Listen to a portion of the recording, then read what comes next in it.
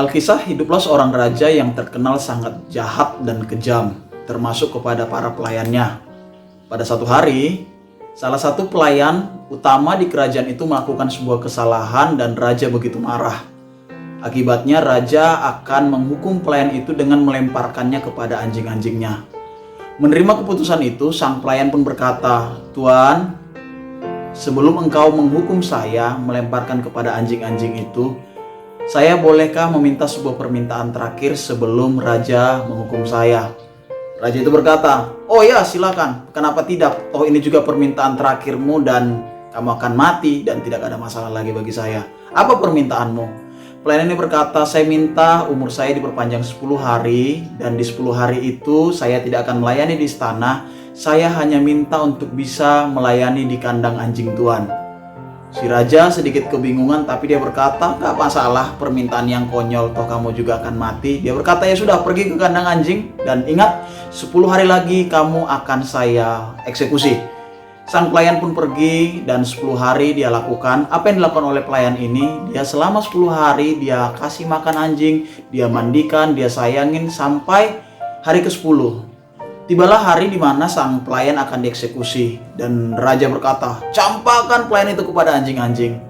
Dan sungguh di luar dugaan daripada sang raja, anjing itu alih-alih ingin menggigit, menerkam, bahkan memangsa daripada pelayan ini, anjing-anjing itu justru menyayangi. Anjing-anjing itu justru minta dibelai. Anjing-anjing itu justru bertindak di luar daripada apa yang menjadi dugaan raja, sebagaimana yang lazim ia lakukan sebelum-sebelumnya. Melihat hal ini, raja pun berkata, "Bagaimana mungkin hal ini bisa terjadi?" Sang pelayan berkata, "Tuan, saya telah berpuluh-puluh tahun melayani Tuan, tapi hanya karena satu kesalahan kecil, Tuan bisa melupakan saya dan begitu mudahnya melemparkan saya kepada anjing-anjing peliharaan Tuan. Tapi lihatlah kepada anjing ini, saya hanya bertemu dengan mereka 10 hari, saya melayani mereka 10 hari, tapi mereka tidak pernah melupakan apa yang saya lakukan." Mungkin kita pun sering mengalami kekecewaan dikala hal-hal yang baik kita lakukan tidak dibalas dengan kebaikan. Ada pepatah berkata, "Karena nila setitik rusak susu sebelanga, karena hujan sehari hilang kemarau setahun." Kita mungkin sering patah semangat, kita mungkin hilang arah, bahkan kita mungkin merasa berubah diri kita, kehilangan motivasi saat apa yang kita lakukan, saat apa yang kita layani, saat apa yang kita berikan justru berbalas terbalik dengan apa yang kita harapkan. Dan mungkin kadang lebih parah, orang-orang bisa melupakan kita. Mungkin kadang yang lebih parah, orang yang kemarin kita tolong, orang yang kemarin kita ubahkan, orang yang kemarin kita bawa kepada hal yang positif, bisa jadi berbalik melawan kita. Tentu hal ini pun menjadi berat dalam kehidupan kita sehari-hari. Tapi saya ingin sampaikan pesan firman Tuhan yang disampaikan lewat Nabi Yesaya di dalam Yesaya pasal 49 ayat 15-16 dikatakan begini, "Dapatkah seorang perempuan melupakan bayinya?" Tentu kita tahu ini tidak mungkin terjadi, sehingga ia tidak menyayangi anak dari kandungannya. Tidak akan mungkin seorang ibu melupakan daripada anak dalam kandungannya. Tapi firman Tuhan di dalam Yesaya 49 berkata begini, sekalipun hal itu terjadi, sekalipun dia melupakannya, sekalipun dia melakukannya, aku tidak akan melupakan engkau. Jadi ini firman Tuhan yang menjamin kepada kita, yang disampaikan kepada bangsa pilihan Allah lewat Nabi Yesaya. Mungkin orang bisa melupakanmu, mungkin sahabat-sahabatmu melupakanmu, mungkin segala jasamu mungkin tidak dicatat oleh orang-orang lain. Ada begitu banyak faktor. Tapi katakan firman Tuhan, aku tidak akan melupakan engkau. Selanjutnya dikatakan, lihat, aku telah melukiskan engkau di telapak tanganku. Tembok-tembokmu tetap di ruang mataku. Tuhan melukiskan kita.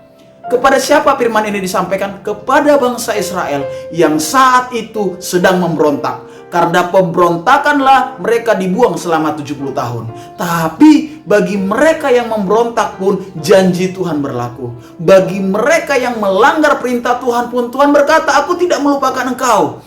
Ketika aku menghajar engkau, ketika hal buruk terjadi, ketika masalah terjadi, sekali-kali aku tidak akan meninggalkan engkau. Satu poin yang perlu kita tarik di sini adalah bila bangsa Israel sebegitu bebal, bila bangsa Israel yang sebegitu tegar tengkuk dan keras yang jauh dari Tuhan, ada janji ini, terlebih bagi engkau dan saya yang hidup dalam kebenaran. Terlebih bagi engkau dan saya yang hidupmu berjalan sesuai dengan kehendak Tuhan. Saya tahu dan kita pun mengakuinya, tidak ada manusia yang sempurna. Tapi Tuhan menghargai bagi mereka yang bersungguh-sungguh. So, jadi Bapak Ibu, jemaat yang dikasihi Tuhan, saudaraku, terimalah kenyataan mungkin engkau akan dilupakan. Tapi terima pula lah satu kebenaran yang mengatakan, Tuhan tidak akan melupakan kita. Sekalipun mungkin kita ada dalam lembah kelam, kita tidak takut bahaya, sebab Tuhan menopang kita, sebab Tuhan mengingat kita. Tetap jalani hari, di awal tahun, jalani seluruh kehidupan. Ingat, Tuhan berkata, sekali-kali aku tidak akan melupakan engkau. Dia mungkin melupakan kita, orang itu mungkin meninggalkan kita, bahkan siapapun yang kita tolong mungkin kita tidak akan mendapatkan balasan yang baik dari dia.